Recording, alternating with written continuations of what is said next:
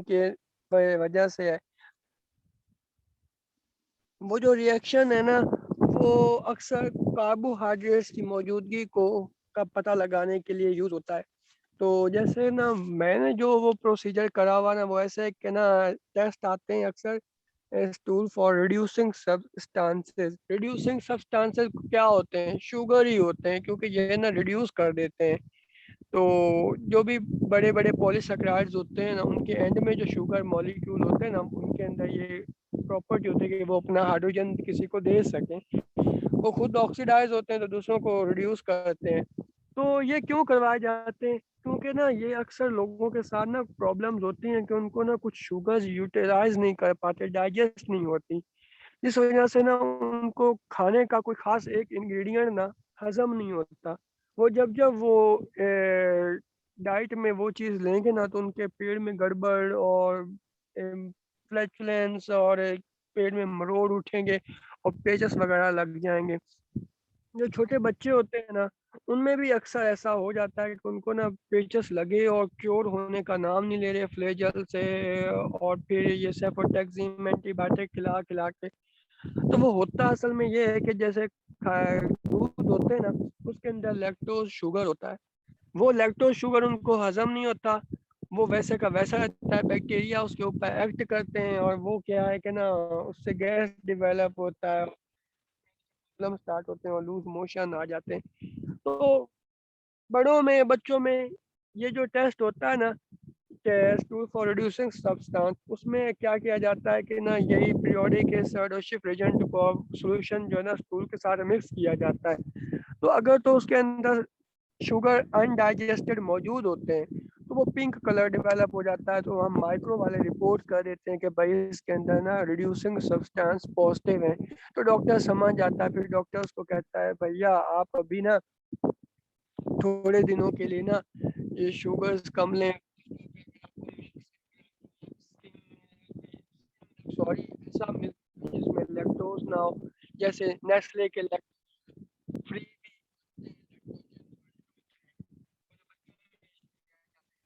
चलो दूध पी भी रहे, दूध पिलाने से कोई 15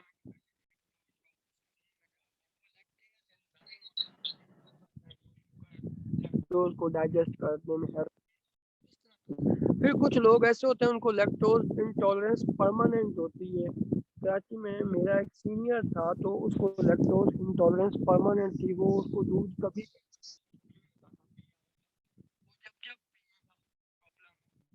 तो इस तरह ये टेस्ट बड़ा मशहूर और मारूफ है, शिफ रिएक्शन के नाम से। तो इसी टेस्ट को उन्होंने बुनियाद बना के पीरियोडिक एसिड शिफ्ट स्टेन बनाई। इसका मकसद है कि ना सेल्स के अंदर शुगर या कार्बोहाइड्रेट्स की मौजूदगी का पता लगाना, क्योंकि हमें पता है कि बायोमोलिक्यूल टिश्यूज के अंदर होते हैं, तो भी हो सकते हैं और दूसरे मॉलिक्यूल के साथ ना कंबाइन भी हो सकते हैं। मतलब दूसरे मॉलिक्यूल के साथ कंबाइन हो गए तो कॉन्जुगेटेड फॉर्म में ये सेल सरफेस पे होते हैं, कनेक्टिव टिश्यूज में होते हैं, जो स्क्रीशंस होती हैं म्यूसिन्स वगैरह उसमें पाए जाते हैं।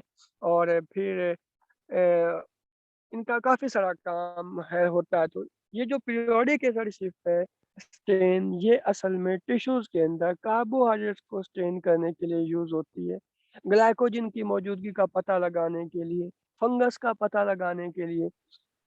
तो अब तक जो मैंने आप लोगों को एचएन स्टेन पढ़ाई, या जो वैसे आप लोगों स्टेनिंग अब तक पढ़ते आए हो हेमेटोलॉजी माइक्रो में, तो आप लोगों के माइंड में यही है कि स्टेनिंग का मकसद बस न्यूक्लियस और साइटोप्लाज्म को कर दिया स्टेन, ओवरऑल स्ट्रक्चर का पता चल गया कि ये क्या चीज़ पड़ी है, इसका साइज कैसा है, इसकी अपीयरेंस कैसी है, ये था। लेकिन अब हम मॉलिक्यूलर लेवल पे जा रहे हैं, हम मॉलिक्यूल को स्टेन करेंगे। तो it is required to demonstrate carbohydrates, ये सिर्फ और सिर्फ कार्बोहाइड्रेट्स को स्टेन करती है। तो कार्बोहाइड्रेट्स यहाँ कहीं पे भी होंगे,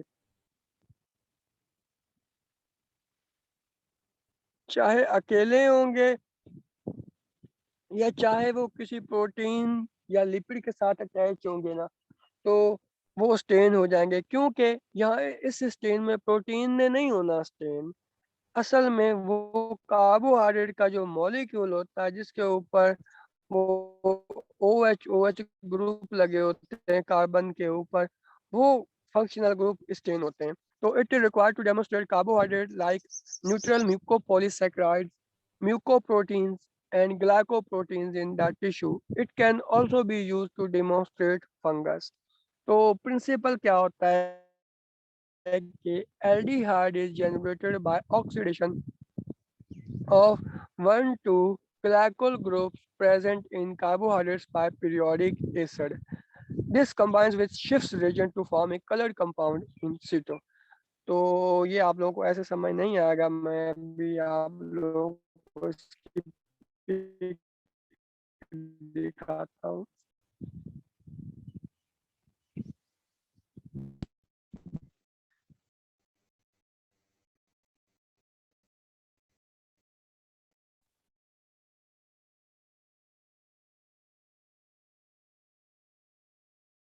ये देखें, ये है कार्बोहाइड्रेट, एक सिंपल सेकैलोग्लूकोज का मॉलिक्यूल। तो ग्लूकोज का मॉलिक्यूल कुछ यूं होता है कि ये जब सॉल्यूशन रिंग फॉर्म में बना हुआ होता है, ये आप लोग बायोकेमिस्ट्री में पढ़ चुके हो। जो ग्लाइकोसिडिक लिंकेज के अंदर रोल प्ले नहीं करते, उसके अलावा दूसरे होते हैं, जहाँ जैसे ये हो गया कार्बन नंबर, जहाँ पे विजिट लिखा हुआ, तो जो OH जिस कार्बन पे लगा हुआ है, ये जो रिंग के अंदर OH है, तो ये वाले जो ग्लाइकोल फंक्शनल ग्रुप होते हैं, ग्लाइकोल इसलिए बोला गया है कि अल्कोहल, OH अल्कोहल, तो ग्लाई वर्ड इसलिए क्योंकि कार्बोहाइड्रेट्स हैं, ग्लूकोज है, तो ग्लाइकोल ये जो होते हैं ना फंक्शनल ग्रुप, इनकी जब ऑक्सीडेशन होती है, मतलब इनसे जब प्रोटॉन निकाले जाते हैं, तो ऑक्सीजन के ऊपर, दोनों ऑक्सीजन के ऊपर एक एक वैलेंसी एम्प्टी हो जाती है। तो वो होता क्या है कि ये जो दोनों कार्बन के बीच में बॉन्ड बना हुआ है वो टूट जाता है और O डबल बॉन्ड बन जाता है, जिस वजह से इन दोनों कार्बन के ऊपर ग्लाइकोल जो ग्रुप है वो एल्डिहाइड में कन्वर्ट हो जाता है। तो उस एल्डिहाइड के ऊपर शिफ्ट रेजेंट जब डलता है, तो उसमें से फ्लोरीन निकल के क्या करता है कि वो एल्डिहाइड के साथ बॉन्ड बना लेता है, और वो एक पिंक या पर्पलिश पिंक, जिसको मजेंडा कलर भी बोलते हैं, वो डेवलप हो जाता है। तो इस तरह इनकी आइडेंटिफिकेशन इजी हो जाती है। अब ये अब रिएक्शन में आप लोगों को सही वाला दिखाता हूँ कि कैसे कैसे चाहिए।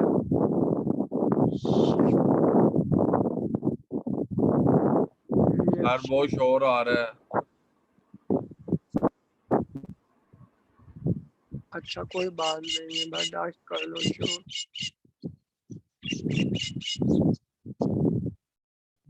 हवा चल रही है ना।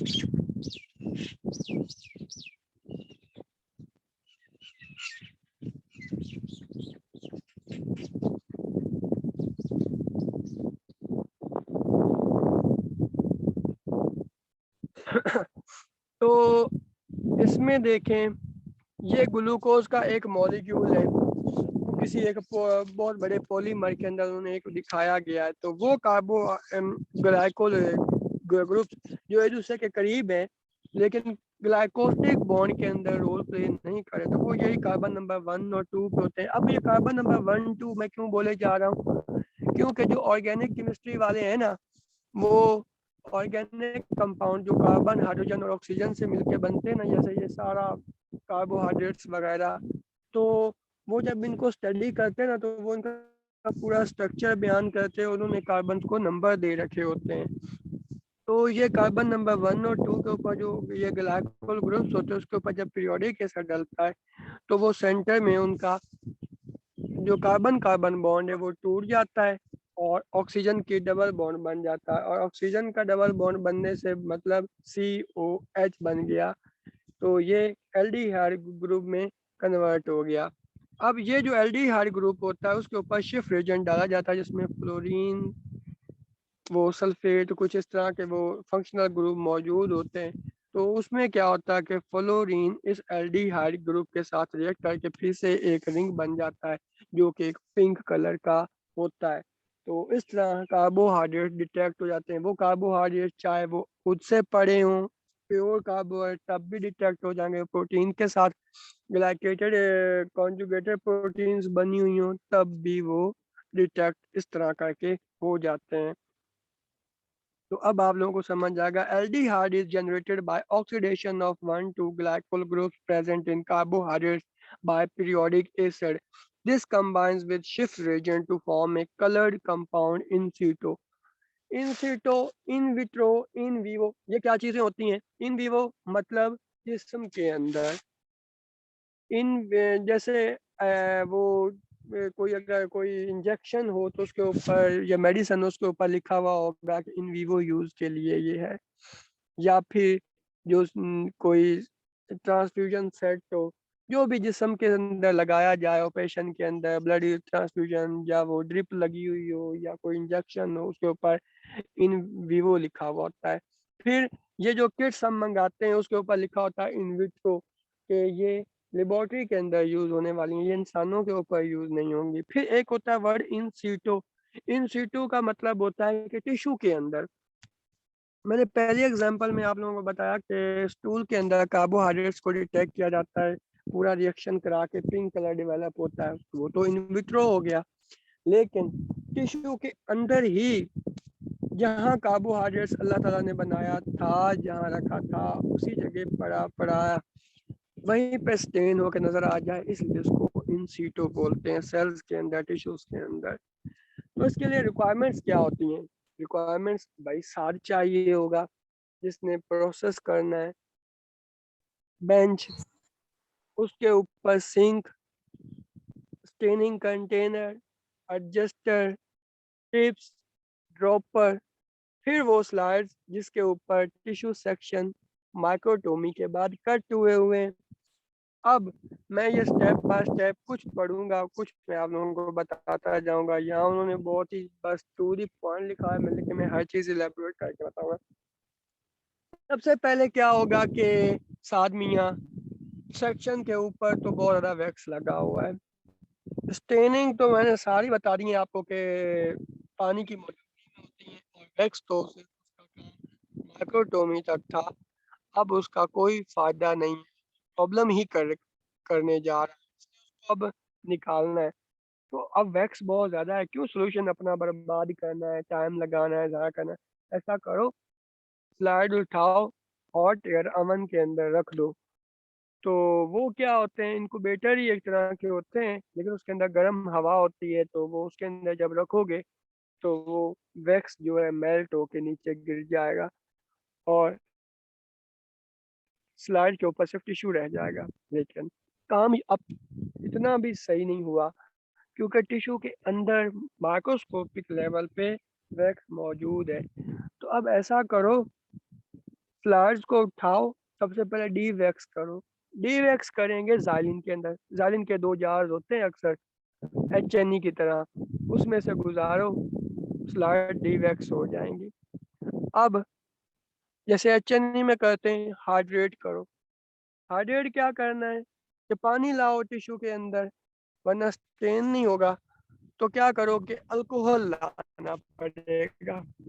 अल्कोहल का 100%, 95% और 80 और 70% बनाओ अल्कोहल से पानी ऐड कर करके। और सबसे पहले जालिन ताकि रिमूव हो सके, जो डीवैक्स के लिए यूज हुई थी, 100 में डालो।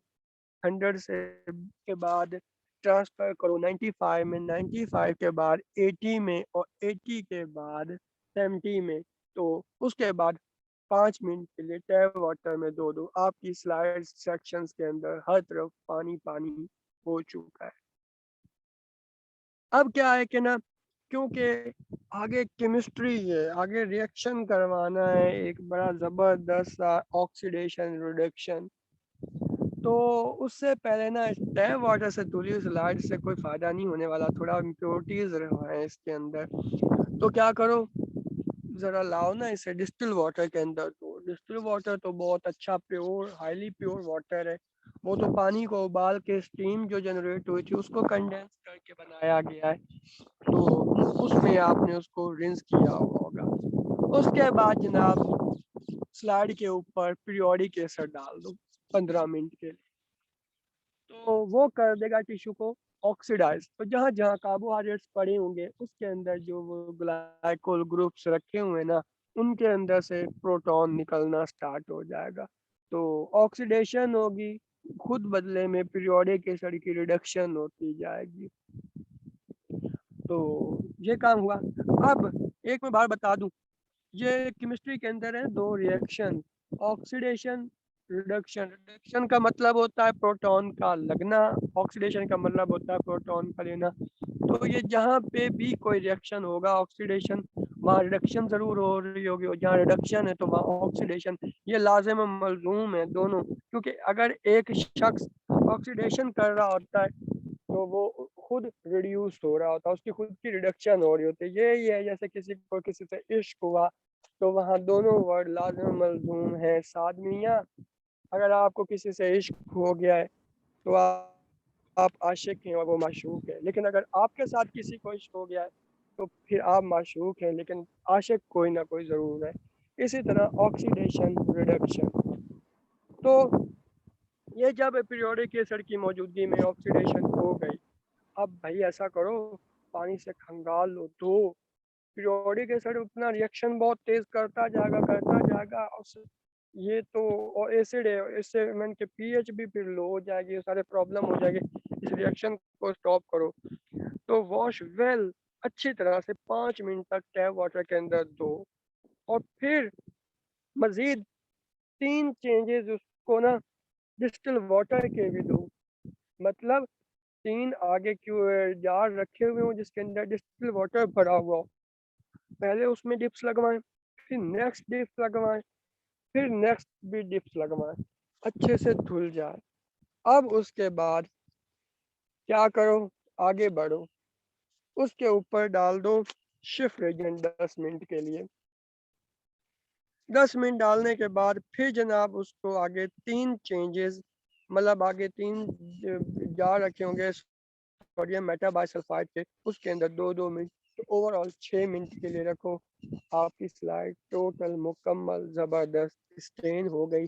कार्बोहाइड्रेट जहाँ जहाँ मौजूद थे वो पिंक कलर के स्टेन हो चुके हैं। अब फिर से क्या करो, पानी के अंदर वॉश करो, और वॉश कर लेने के बाद कोई किसी भी काउंटर स्टेन कर लो ताकि थोड़ा सा बैकग्राउंड का भी तो पता चले। तो हिमाटॉक्सिलिन यूज़ करो। और हिमाटॉक्सिलिन यूज़ कैसे करनी है, यहाँ सिर्फ यूज़ करने का लिखा हुआ है। मैंने अगर आप लोगों को कह दिया ना पीएस स्टेन का प्रोसीजर बताएं, तो आप लोगों ने हिमाटॉक्सिलिन वाला स्टेप HNE से लिख के मुझे देना है, ताकि मुझे पता भी हो कि हिमाटॉक्सिलिन करते कैसे। ये मैं लास्ट टाइम भी असाइनमेंट दी थी बच्चों को, समझा समझा के उन लोगों को इसी वजह से मार्क्स कटे। उन लोगों ने यह छपाई करके मुझे पीएस वगैरह लिख के भेज दी। भाई मैंने छापने का नहीं, मुझे तो कॉन्सेप्ट चाहिए था कि ये किस तरह करते हैं। यहाँ लिखा हुआ हिमाटॉक्सिन में स्टेन करना, टाइम नहीं लिखा हुआ। हिमाटॉक्सिन के बाद डिक्लोराइजर यूज होता है, डिक्लोराइजर के बाद अमोनिया वाटर होता है, वो यहाँ नहीं है। यहाँ उन्होंने जस्ट हिमाटॉक्सिन की स्टेन लिख दी है, तो वो आपको HN के स्टेप से मिलेगा। आपने क्या करना है, 3 से 4 मिनट के लिए हिमाटॉक्सिन में रखना है। उसके बाद वाटर में धो लेने के बाद ऐसे 15 सेकंड के लिए 3-4 डिक्लोराइजर में, जो एक्सेसिव हिमाटॉक्सिन रिमूव कर देगा। और उसके बाद अमोनिया वाटर डालना है ताकि रंग पक्का हो जाए, ब्लू कलर के न्यूक्लियस हो जाए। अब ये हो गया हिमाटॉक्सिन स्टेन। इयोसिन यूज नहीं करना।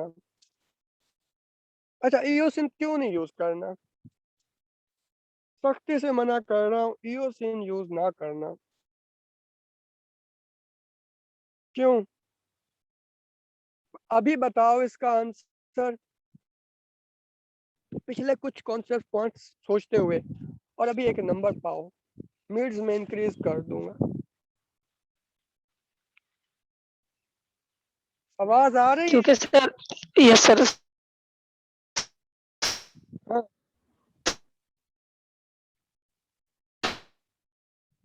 सर ईओसी ने एज हम उसे यानी कि स्टेन तो वो यूज नहीं करेंगे क्योंकि वो एक चीजें वो आ जाएंगी।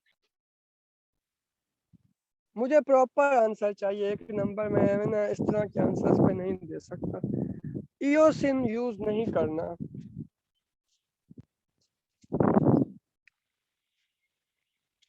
थोड़ा सा ट्रिकी सा क्वेश्चन है। चलो अभी टाइम है, मैं आगे पढ़ाता हूँ, आगे और क्लियर हो जाएगा आप लोगों को।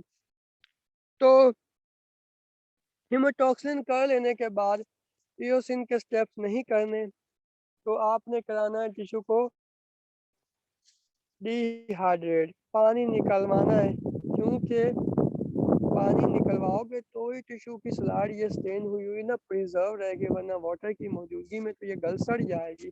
तो इसलिए अब जनाब उसके बाद क्लियरिंग करवाना है, क्योंकि डिहाइड्रेट कराने के लिए यहाँ जस्ट वर्ड डिहाइड्रेट है, पूरी स्कीम नहीं बताई गई, लेकिन आपको पता होनी चाहिए।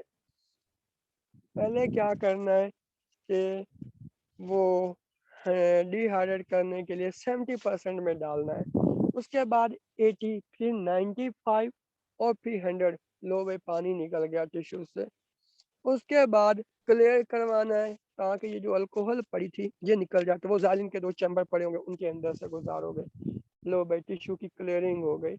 अब टिश्यू क्लियरिंग कर लेने के बाद उसको माउंट कराना है। माउंट क्या होता है कि स्लाइड बाहर निकाल के जालिन से रखोगे, सूख जाएगी, ड्राई हो जाएगी, तो उसके ऊपर क्या है कि कैंडिडा बाल्सम भले यूज़ कर लो या डीपीएक्स एक चीज़ आती है कमर्शियली प्रोड्यूस्ड, तो वो टर्बिड सा सोल्यूशन वो डालो, जैसे ऑयल इमर्जन की तरह, जैसे 100x पे डालने के लिए देखते हो। उसके ऊपर कवर स्लिप रखो और नाखूनों के से उसको प्रेस करो, वो नीचे फैल जाएगा, स्लाइड प्रिजर्व होगी, जो बाहर निकलेगा वो ड्राई हो जाएगा सूख के। तो ये स्लाइड आपकी प्रिपेयर हो चुकी है। उंगली से जिस तरह से स्किन होती है प्रेस मत करना। अगर उंगली स्किन की तरफ से प्रेस करोगे तो हो सकता है आपके उंगलियों पे जो ऑयल होते हैं उसके फिंगरप्रिंट्स पड़ जाए, तो फिर वो माइक्रोस्कोपी में इश्यूज आते हैं, धुंधले धुंधले रिजल्ट आते हैं। तो आपको जनाब रिजल्ट क्या दिखेगा कि अब इन 3-4 लाइनों में ना वो जो मैंने अभी आप लोगों से एक नंबर का क्वेश्चन पूछा है वो क्लियर होने जा रहा है। तवज्जो से सुन लें कि neutral म्यूकोपॉलीसैकेराइड्स, mucoproteins and glycoproteins stain pink to magenta whereas nuclei stain blue। तो पीरियोडिक एसिड शिफ्ट रिएक्शन की वजह से पिंक कलर जहाँ जहाँ कार्बोहाइड्रेट्स होंगे उनको आ जाएगा, चाहे वो न्यूट्रल पॉलीसैकेराइड, म्यूकोपॉलीसैकेराइड या चाहे ग्लाइकोप्रोटीन्स हैं उनकी मौजूदगी में होगा, तो वो हो जाएगा पिंक टू मैजेंडा कलर का स्टेन। जबकि न्यूक्लियस हीमोटॉक्सिन की वजह से ब्लू स्टेन हो जाएंगे, और जहाँ जहाँ फंगस होगा वो भी क्या है कि मैजेंडा कलर का स्टेन हो जाएगा। तो ये थी आप लोगों की पीएएस की स्टेन। तो अब बताएं ईओसिन क्यों नहीं यूज करना।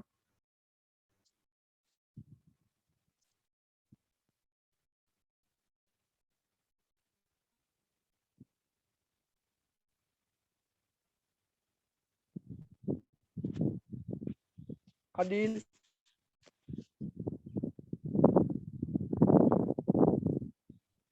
सर क्योंकि जो ईओसिन होता है ना, ईओसिन हमारा जो साइटोप्लाज्मिक को जो है ना कोलेजन यानी कि फाइबर्स को ना वो स्टेन करता है, उसको अलग कलर देता है।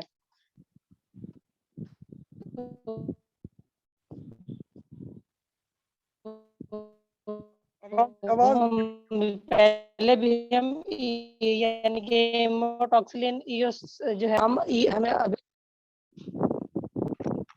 हेलो हाँ हाँ आवाज नहीं आई सही से। सर मैं ये कह रहा हूँ क्योंकि हम हेमोटॉक्सिलिन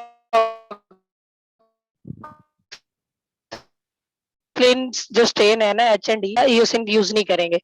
एक ये भी बन सकता है, दूसरा ईओसिन का एक अलग ही यानी कि वो साइटोप्लाज्मिक और फाइबर को यानी कि करता है स्टेन फाइब्रस टिश्यू। तो करने दो उसको, हमने तो कार्बोहाइड्रेट्स को कर लिया एक साइड पे कलर, तो वो कनेक्टिव टिश्यू फाइबर्स वगैरह को कर भी देगा, तो क्या मसला है। न्यूक्लियस को तो हमने कर लिया, उसको क्योंकि सर हमने पहले हेमोटॉक्सिन जो स्टेन हम उसके यानी कि कुछ स्टेप फॉलो करते हैं उसमें भी इयोसिन होता है ना। हीमोटॉक्सिन के अंदर इयोसिन नहीं होता। HNE का जो स्टेप है ना जिसमें हीमोटॉक्सिन अप्लाई करते हैं, वो कर लेने के बाद डीकलराइजर, फिर अमोनिया वाटर, फिर वॉश कर रिंस कर लेने के बाद फिर इयोसिन से वॉश कर स्टेन करते हैं। हीमोटॉक्सिन के अंदर नहीं डला हुआ होता। लेकिन यहाँ पीएस के अंदर क्यों नहीं अप्लाई करना इयोसिन?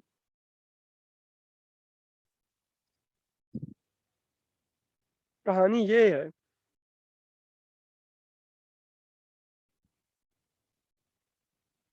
अदील, सर इसके अलावा तो कोई आइडिया समझ में नहीं आ रहा मुझे। अच्छा, वो अजहर नाम का लड़का,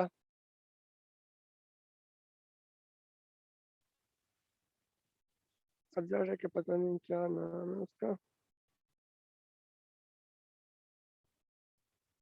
हमजा रहमान।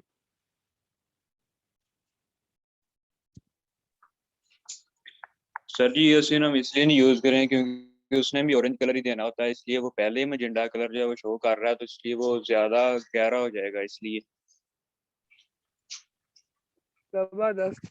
ये भाई एक पिक बनानी है, जैसे कि आपने कलर के पहले होंठ बनाए पिंक कलर के, ठीक है, बाद में स्किन कलर भरोगे साइडों के ऊपर और आंखों के इर्द गिर्द ब्लैक और बालों का, तब जाके पता चलेगा कि भाई इसके होंठ यहाँ इस फोटो के, तो बाकी डिफ्रेंशिएट हो पा रहा है।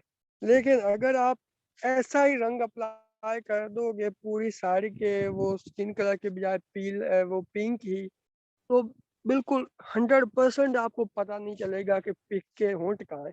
ये तो बच्चों वाला हाल होगा ना, एक ऐਵੇਂ ही रंग फिरा हुआ है हर तरफ। तो कार्बोहाइड्रेट्स के लिए जो स्टेन रिएक्शन हुआ है उन्होंने भी कलर पिंक दिया है। अगर आप लोगों ने इयोसिन अप्लाई कर दिया तो वो बैकग्राउंड में हर चीज को पिंक कर देगा। तो कौन सा पैथोलॉजिस्ट भी दुनिया का उठ के पता लगा लेगा कि असल में कार्बोहाइड्रेट्स कहाँ है?